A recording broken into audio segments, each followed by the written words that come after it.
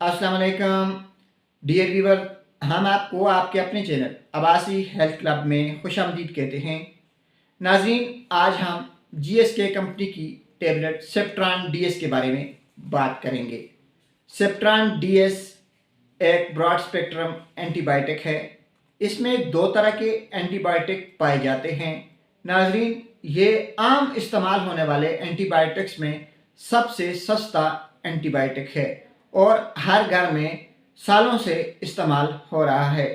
Dear viewer, अगर आपको कान, नाक या गले का कोई इन्फेक्शन है तो आप सेप्ट्रान डीएस लें।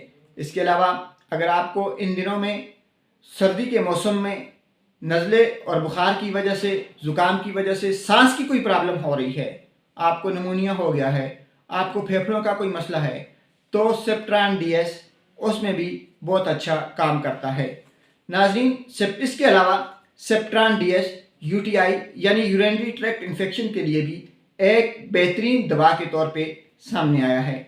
नाज़रीन, अगर आपको आंतों में कोई प्रॉब्लम है, आंतों का इन्फेक्शन है, जिस तरह अगर डायरिया वगैरह है, डायसेंट्री है, तो उसमें भी सेप्ट्रान डीएस टेबलेट बेहतरीन काम करती हैं।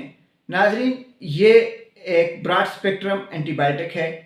इसको कभी भी खाली पेट ना लें, या तो खाने के साथ लें या खाने के बाद लें।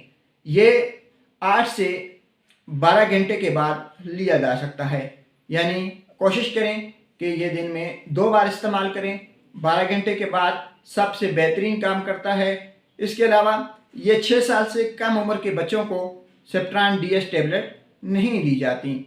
नाज़रीन, सेप्ट्रान डीएस टेबलेट लेने से पहले हमेशा अपने डॉक्टर से मशवरा कर लें।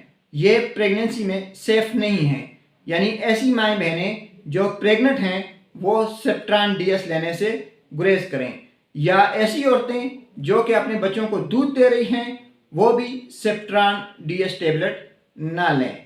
नाज़रीन, एक बार फिर आपको बताते चलें कि अगर आपको नाक, कान या गले का कोई इन्फेक्शन है, आंतों में कोई इन्फेक्शन है या पेशाब की नाली का कोई इन्फेक्शन है, तो सेप्ट्रान डीएस उसके लिए एक बेहतरीन और सबसे सस्ता एंटीबायोटिक है।